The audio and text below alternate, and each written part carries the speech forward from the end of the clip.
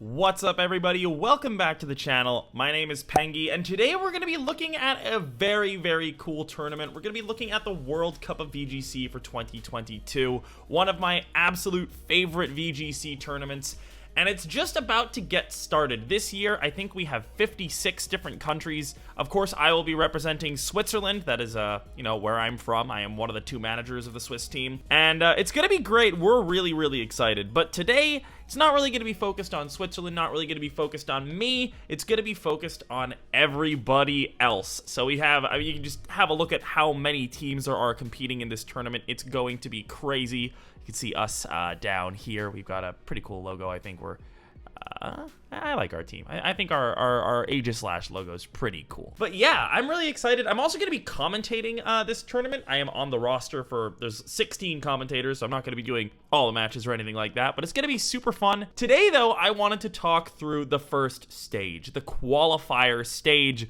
There are a whole host of groups, 12 groups, I think. It's going to be really awesome. Now, 8 teams are seeded directly into the group stage, which is, looks the same, but we just go straight on over to there. Now, how those are decided is it's the top 8 from the last World Cup. So, we have, of course, the winners, Spain, the runners-up, Italy, the top 4 teams, China and South Korea, and then Thailand, Singapore, the United States, and Switzerland, all seeded into the group stage from our top 8 finishes last season. It's very nice for us. We have a nice little 3 weeks to just chill while everybody else is duking it out. And you can see some major teams that missed top 8 last year, like this one right here. We got Japan. It's going to be a little bit rough for them to start from the beginning, but let's get into it. We've got a lot of groups to go over. Group A, let's look at it. Japan is the obvious favorite. You see Japan. They were shocked to not advance beyond the top 32 last year. They lost in a group with Peru and France, I believe. A tough group to be sure. Like, Peru did incredibly well last year. France is a very strong team, but you really would expect to see Japan getting out of that group. So Japan has a lot to prove here. I'm going to be giving my own predictions of the groups as well. And I've got to say, first prediction, Japan out in first. They will win this group. Ecuador, though, Ecuador is a good team. You can see they're actually playing each other in week number 1. So that's going to be really interesting. If you look at this, we have Mr. Gabenwatch is one that jumps out to me. He's a very good player. Juan Ortiz is a very good player. Paul Ruiz, of course, here at the bottom, a world champion on Ecuador's side. They have a very strong team. They're going to be capable of really taking it to this Japanese roster, but the Japanese roster is absolutely insane this year. They are not taking it lightly. They are going for gold. Now, I do think that Ecuador is likely to make it out in second. Portugal and Austria are an interesting couple of teams to round this out, though. They're both not easy, Both of them could theoretically take a draw or even a win against Ecuador or Japan. So this first week is going to be very pivotal in this group. Japan and Ecuador are both really going to want to get a win on the board. I could see this ending as a draw, but I could see that definitely going Japan's way as well. And this is really going to be the battle for who's going to try to take second. Austria, Portugal, one of them needs to win this. If they draw, I think that's the worst case scenario for both teams. That one of them wants to win, and then whoever wins this one will have a shot at sneaking that second place. But I'm going to say Japan in first, Ecuador in second. Looking at Group B, this one is also insane. We have a lot of absolutely insane groups. Now, my expectation from this is to see Poland run away with this group. I think that Poland is going to really be scary. I think Colombia is a scary second place team. Sweden is a scary potential second place team as well. And then Turkey kind of rounds it out. I don't really know enough about Turkey's team to judge them super highly. I feel like they're probably not going to be bad, obviously. They're all made their national team, but Poland is just, monsters this year. We've got Simon Wojdat, one of the most notable Polish players of all time, but Filip Iczak, another one that's sort of burst onto the scene with a top 4 at a regional. He's also qualified for Worlds. Maciek, I think, has also qualified for Worlds. He was strong last year, but I think that he has also improved a lot as well. They've got Fiona, who is a Canadian player, but with Polish roots, and has decided to play for Poland instead of for Canada. So overall, this is a very scary roster. I think Colombia they're Latin American. Latin American VGC players are very strong. They play their own kind of meta. Like, it's a little bit different from the rest of the West. You know, NA and EU also have their differences, but Latin America is really kind of out there by Western standards. So, you know, the Latin American meta is always interesting to watch, and while I'm not super familiar with the Colombian roster, I do think that they are gonna be scary, you know, like, every single Latin American team is capable of putting up a really, really good roster of 8 players. But Sweden's interesting too. They don't have Adi this year. Adi has decided to focus more on Worlds and doesn't want to play. But they have Nicole Said, Tam Tam, really, really strong player. They've got Pontus. They've got David Degerman, who's also pretty good. He's known as Particular. Matthias Olsen is representing them for the first time. There's good players on this Swedish team. I think because of that, I'm going to be bold here, and I'm predicting Poland to run away with the group. I think Poland wins the group. I'd be surprised if they got any less than 7 points. I could see them maybe getting a draw in there, but they really should be winning the group. And then I think Sweden is going to edge out Colombia for 2nd place. Now, this is one of the most interesting groups for me going into Group C. I think Group C is wild. We have Australia, who on paper you would expect to be really, really strong. Australia has players like Zelda, players like Hobbit. They have a scary, scary roster of players. They've got, of course, Sam Pandelis, Zelda, they've got Henry Rich, Hobbit. They've got a lot of really, really strong players to support that sort of top front bit as well. Alistair, another regional champion. They have so many, like, good players on this team. But last year, they just didn't perform, and I don't really know exactly why that happened, but they had a 3-team group, and it was a tough one. They had the US in their first group, but they lost to New Zealand and were eliminated in the first group stage without a win, without a draw. They did not perform last year. So Australia has a lot to prove this year. They are one of these teams that you would have expected to do very well last year who just didn't. Now, Ireland is really interesting because of the rules. A lot of American players who have Irish heritage are technically eligible to play for the Irish team. Their roster is essentially bolstered by some of the Americans who didn't quite make the cut for the American team. But there's some really good players on this team. Brian Collins is really good coming out this week. Maddie Morgan, really, really good. Jonas, really, really good. We have a lot of really strong players on the Irish team. And of course, you can't look past Pete Dons as the manager for Ireland either. The prep work that Ireland's going to be able to put in is going to be crazy. And now on top of that, we've got Argentina, who finished top 16. They did lose 4-3 to Switzerland in the top 16 match, but they made top 16. And then to round it all out, we have Venezuela. Interestingly, this is one of the groups that gets really messed up because the pots are seeded, right? They're seeded based on your last season's performance. So in theory, your pot 1 should be the strongest teams, your pot 4 should be the weakest teams. And if you're in pot 1, you shouldn't be hitting as many strong teams because you're dodging the ones that would be in your pot. Australia throws a wrench in that by being the representatives from pot 4.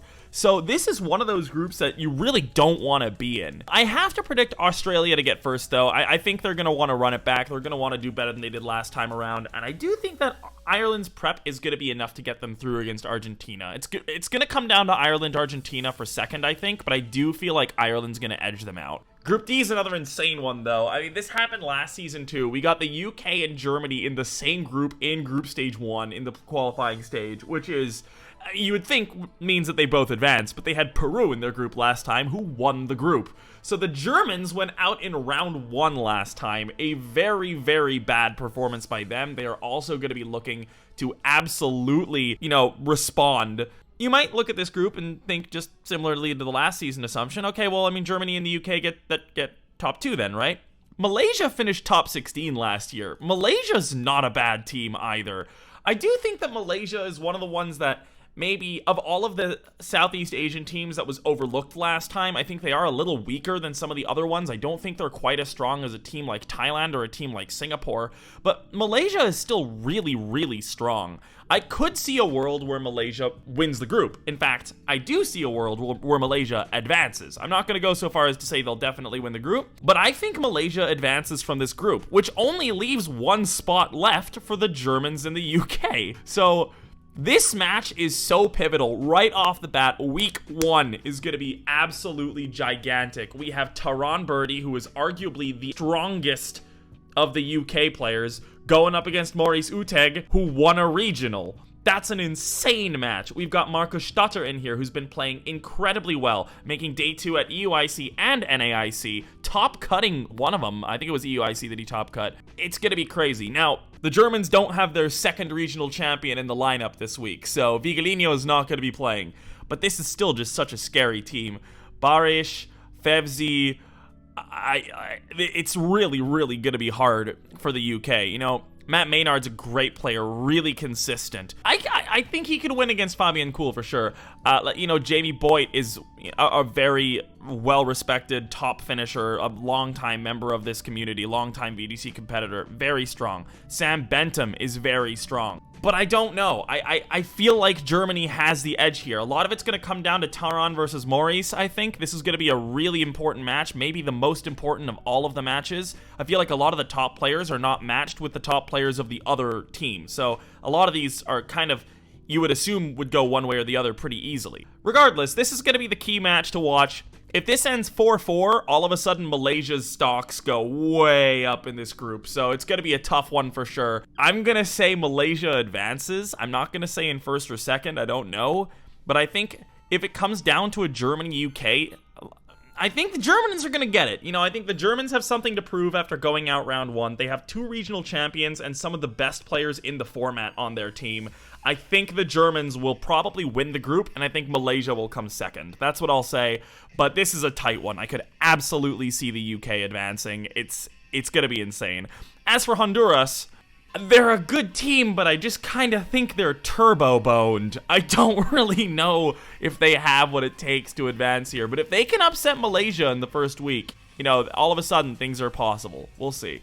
Group E. This is another crazy one. There are so many crazy groups in this first group stage. It's actually nuts. Now this one is another one of those ones where you look at it and you're like, okay, well, France should advance, I think. But, like, New Zealand did pretty well last time around. We gotta remember they did beat the Australians to advance. So, New Zealand's not a bad team. They have some pretty strong players. We did end up playing them in our group stage, and they went out in third, I believe. They defeated Vietnam, but we beat them, and the Netherlands beat them, so, they didn't quite get out into the round of 16. But, you know, New Zealand, not a bad team. Denmark, also not a bad team, but I don't think they made it out of the first stage last time around. Yeah, oh yeah, they had the group of death, that's right. They had South Korea, Singapore, Sweden. That is not a fun group. They actually only won 3 games, so I will say it is hard for me to have a lot of faith in Denmark in a group this tough. It's a little unfortunate that they kind of got group of death twice in a row. Maybe not quite as hard as Group D, but Group E is very, very hard. I think France makes it out in first. It's down to New Zealand versus Mexico for the second place spot. I think that the New Zealanders will just about have enough about them to get out. Mexico, though, you know, Latin American teams are scary. They can absolutely get out of this group. They didn't have an amazing tournament last time around. They didn't win a single match. They got out of the first group stage by getting 2 draws and getting second off that result. But they did end up in the group of death in group stage 2. They had Japan, France, Peru. So it's kind of hard to judge them too hard on not winning a match there. I do think it's going to be France first, New Zealand second, though. Now, Group F is a little interesting. I'm actually not really sure how to feel about this one. I feel like this one is a lot less interesting than a lot of the other ones. Peru, we've talked about a couple times already. They were in 2 groups of death, and they topped both of the groups of death last time around. Then they went to the playoffs and unfortunately lost to Singapore. So it is a little weird to judge them, right? Like, was it a fluke last time that they did so well in the groups? They got stopped by a Singaporean team that's maybe not as strong as some of the teams they beat. So was it lucky? Was it a one-time thing? Will Peru get back to where they were? First steps first, they're getting out of the group. I think Peru steamrolls this group. I don't think this group is as strong as some of the other ones. Vietnam is an interesting team. They did make it into the second group stage. They did tie with Switzerland last time around, but when we played against them, we only needed 1 map win, like 1 game win to win in the group, to advance in the group. So we kind of messed around a bunch. Like, I brought Rayquaza. Like, there were a bunch of us just didn't play to the best of our ability. So it's hard for me to gauge Vietnam based on their last year's performance. I wasn't that impressed with them. They did beat out Ireland in the first group stage, which is something. But yeah, it'll be interesting. Belgium, I think Belgium is like dark horse potential. but I also don't expect them to do very well. Like, they have some players. Charel is really good. He's been on my team in VCL. I love the guy. There are good players on the Belgian team. There are good enough players to advance from this group. But, like, honestly, when I look at this team, I am not that impressed by any of them except for Peru. I think this is going to be a big battle for second place. Peru is going to run away with the group. This is one of my controversial picks. I will pick Belgium to get second. I think Belgium will advance. So we're going to have a look at Group G, a country that is near and dear to my heart, South Africa. My brother-in-law is South African, and, you know, I've supported South Africa on a bunch of sporting events, like the Rugby World Cup occasionally, even though I don't really follow that sport. You know, it's fun to go to the pub and cheer with my brother-in-law. So I'm cheering for the South African team. I don't know if I recognize anybody on this team, I'm not gonna lie, but I hope they do well. This group is interesting insofar as oh god, is it interesting? I don't know how interesting this group is. If I'm being honest, I don't think this group's very interesting. I think this is one of the most cut and dry groups. I want South Africa to do well, but I do not predict them to do well. I think India is going to absolutely run away with this group. And then second place should be comfortably Panama, I think. They're both really, really strong teams. You can look at the guys that India has. Devin Singh was on my team in USPA. Brilliant builder. He's exactly the kind of player you want in this kind of a format. Nishant got top 16 at one of the most stacked regionals of the year. Great player. Karthik is a very good player. Abhay is a very good player. Reddy is a good player. Like, we have great players abound on this Indian team, and the scary thing is they're not even using what I would consider their top roster, you know? You look at this actual full roster, they've got Raghav, who's not being played. Hold on. Where's Ink? Is Siddharth not playing? Wait, is he on Team America? He might be on Team USA, actually.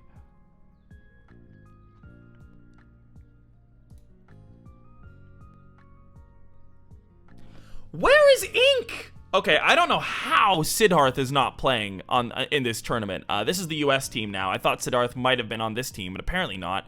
Maybe he played for India last time and was told he would play for US next year if he took a break. I don't know what's going on with that.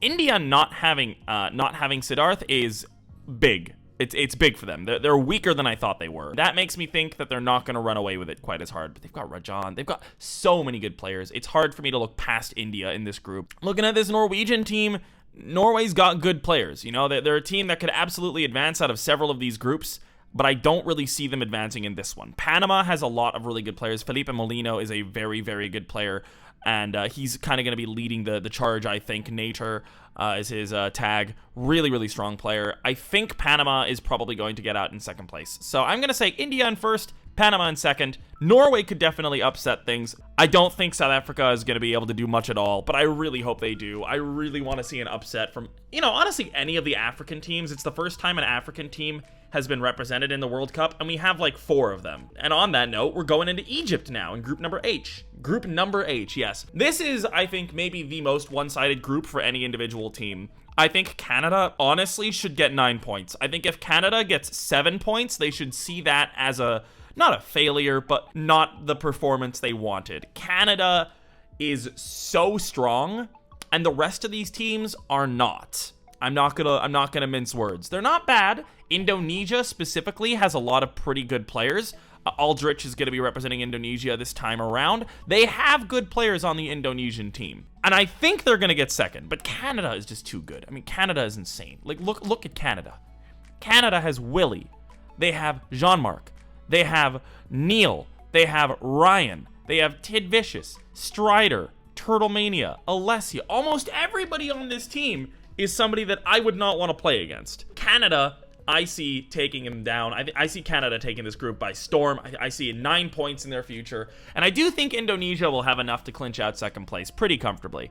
Costa Rica, though, is somebody to watch. You know, Costa Rica is a team that was literally not on my radar at all coming into this tournament. I did not expect Costa Rica to be a team that I needed to care about when I was looking at this. And then I realized they got a 4-4 draw in a friendly with China. And China fielded Zhejiang, Chongjun, Pengy. They fielded some of their top players, and Costa Rica still got a 4-4 out of that match. That's crazy to me. So Costa Rica is gonna be trying to bring that momentum into this match against Indonesia, and if Costa Rica wins this one, then all of a sudden, all bets are off. I do think Canada first, Indonesia second, though. Going into Group I is... oh, it might... in some ways, it is the craziest group. I keep saying that these groups are crazy, but these groups are crazy. They're insane. This group is absolutely nuts. It is going to be the absolute battleground of LATAM. We've got Brazil, Uruguay, and Guatemala all in one group, and then Greece. Awkwardly Greece. I feel very bad for the Greek players that are going to have to schedule with this time difference every single week, but... it's going to be interesting. I think this is going to be nuts. I'm going to start things off by saying that I think this is a pretty easy prediction. Brazil first, Guatemala second. But this is ripe for upsets. You know, Greece is not a bad team by any stretch. I rated their team as a little stronger last year than it is this year because some of the players that were doing really well last year are not really as active this year. So I don't really know how that's going to go. Costa, though, you know, the manager, the kingpin of Greek VGC. We'll see if he's able to whip them into shape. Guatemala is so scary, though. You look at this Guatemala team. They've got Teca as their manager. This is an old picture of Teca for sure. I like that he looks about 12 in this picture, but he is a younger player, and he's also managing them. He was great for them last time around. They won the group in the qualifying stage, and then they unfortunately did not advance from the group stage. Regardless, though, this is a scary, scary team. They've got Jonathan Melendez, Waka. They have, of course, Teca. But one major thing that I'm noticing is that I don't see Cortex here. Cortex played for them last year. Cortex, who has top cut something like 4 of the 7 regionals he's been to. The man is insane. He is the single person who I think would be the scariest for me to play against if I was talking about, like, if I went into a match, I would not want to play Cortex. He can play anything. He's a mad scientist. And the fact that he's not on this team, I think, weakens them a fair bit, which is going to be rough for Team Guatemala. But I think they still have enough to get out. I think Brazil, of course, one of the strongest teams. There's already a result in here. Hey, Thiago. Oh, Thiago just got second place in seniors for North American International Championship, and that's my team. That's my team. He watched my team report a whole bunch, apparently. He's cool. I like him, and he's good at the game, as we can see. Beating down Guzman. It's a really good first win. So shout outs to Thiago. And Agadi also already won. But what I wanted to say was, looking at this, you've got players like Agadi, like Thiago. You have these players to lead the team who are going to be really, really, really, really strong for Brazil. I think it's going to be tough for Greece. I think it's going to be tough for Uruguay. I'm voting Brazil first, Guatemala second. But I do think that Greece and Uruguay could make an argument for second place as well.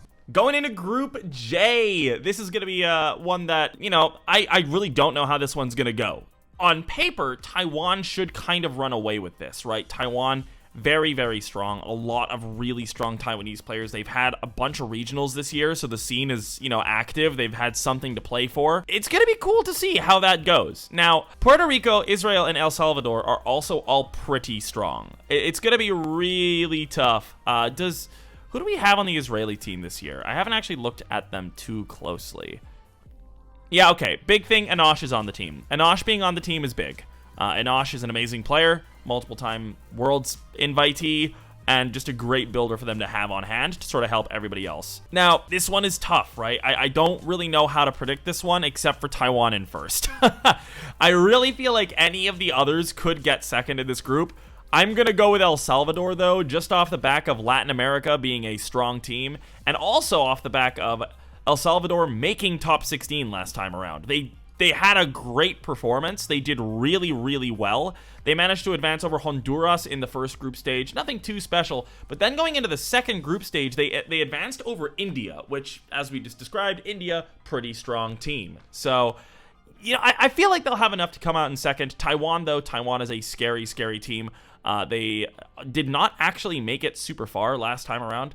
Yes, they lost in a group stage 1 against India and China. That's also a really tough group. So I'm still going to say Taiwan first, El Salvador second, though. I think that's pretty, not cut and dry, but favorable to pick those two. Puerto Rico, Israel, both have some strong players, both have the ability to put up a fight, but I don't think it's going to be enough.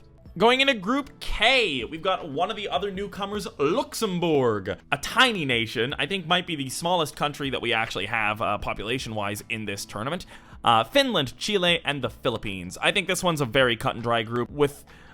Yeah, I say that, but it's not. It's not. I think it's gonna be rough for Luxembourg to get a single win. That's what I'm gonna say. I don't see Luxembourg pulling up any trees, but the other three are all really, really strong. Philippines is a team that we had to actually play a best of 3 playoff against in the first group stage last time because we were tied on all tiebreakers for second, but they have some really strong players this time around. They've added Arbin to their team. Arbin is a local for around where I live, but he's a really strong player, very, very good player. Francis Tai is very, very good. Andrew Yap's very, very good. They have good players on this team, and it's going to be really, really interesting to see how they do. Now, Chile, also very strong. Chile is a team that, of course, they have Javier Valdez should be on this team. Is he? Yep, there he is. He's the manager. Is he not playing week 1? That's a bold move. I think Javier Valdez should be. I mean, I'm also a manager, and I understand that it can be a little rough to field yourself, especially because if you field yourself, there's kind of an obligation to win. A lot of extra pressure because if you lose, there's always the risk of people looking at you and going, oh, you only played yourself because you wanted to play, not because it was the best call. But regardless, I feel like Javier Valdez should be in the lineup for Chile, especially against the Philippines, who I see as one of the stronger oppositions that they're going to face.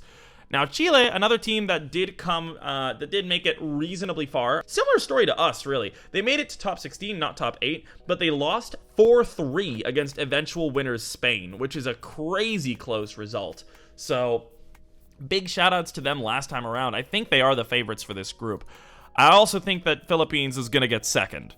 That's an extremely bold prediction if you know who's on Finland's team, though. They're very top-heavy, is how I would put it. They have Oliver Eskelin, one of the best players of the format. He's incredibly good. Lauri Halonen just got day 2 at NAIC. Really, really strong player as well. They have really good players. Oppo is in here somewhere. I'm not sure which one Oppo is, but Oppo is also a really good player. I think that trio at the core, Oliver Eskelin, Oppo, and Lauri Halonen, are going to be very hard to break. But this is best of 8.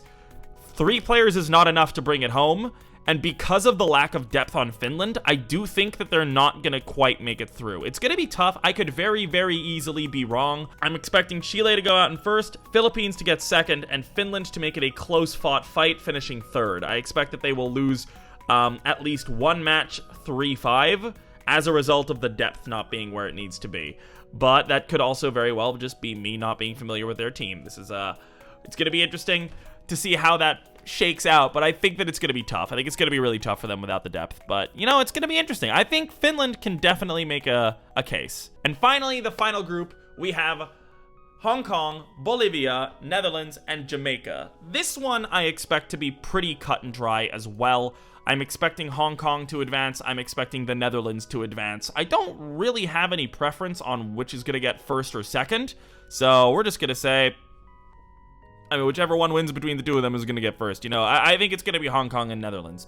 But my biggest honorable mention of the entire tournament goes to Jamaica. I think Jamaica, they have no depth. They have the minimum number of players to participate, but they have decent players. None of them are, like, top players. I'm not going to lie. I'm friends with a couple of these guys, but I don't think they would consider themselves top players either. But KD, Eric Stewart's pretty good. I see him at a lot of these events. I know he was at NAIC. Tyler is Zardachar. You might know him as that name. Pretty good player as well. Ian Roberts is 76, who's my teammate from USPA. Also a really good player. So the core 4, I think, of KD, Eric Stewart, Tyler, and Ian Roberts is a really, really strong 4. The rest of them are not bad either. They're good enough to potentially upset things. I think one of the things that Jamaica needs to have happen is they need to get lucky with the pairings. I think what they need is they need players like 76 and players like Zardachar to get lined up against the best players on the opponents so that they can take them out, even though that's not a guarantee. Now, I think Nick Holmer against Ian Roberts, kind of one of those things. You know, Nick Holmer's pretty good, but I think Ian can do this. So that's going to be pretty big. On the Netherlands side of things, though, they have really good players. They've got Sven, who's one of my teammates for VCL. Really, really good player. I built with him for NAIC as well. Really strong player. Mateus de Moura, a really good player. I played him at Liverpool. And we played against Netherlands last time, so, like, we know how strong these guys can be. Abtin Gadamini is probably... Wait, where's Abtin? Is Abtin not in the team this year? Oh, that's weird. Abtin was really good for them last year and has been performing pretty well, so I guess he's just busy. But that hurts them a little bit to not have Abtin on the team, I think. Overall, It's going to be a tough one for Jamaica. I don't expect them to advance, but I think that they have what it takes to at least put up a really good fight. I think it's going to be Netherlands in first, Hong Kong in second, and then Jamaica rounding it out in third. It's going to be tough. But yeah, that kind of leads us to the end of this little initial analysis thing.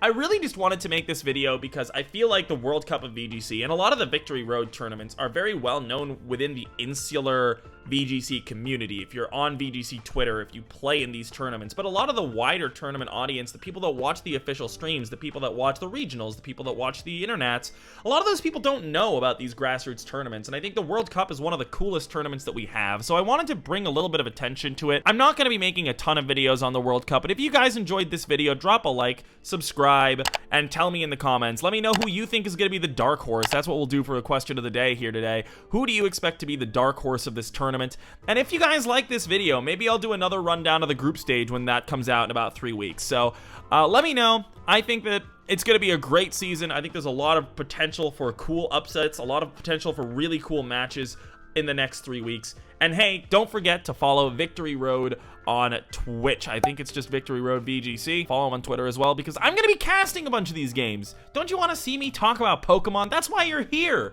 So make sure you're there as well. We'll be doing them live. Anyway, hope you guys have a wonderful morning, afternoon, evening, or night, whatever it is, wherever you are in the world, and I'll see you guys next time.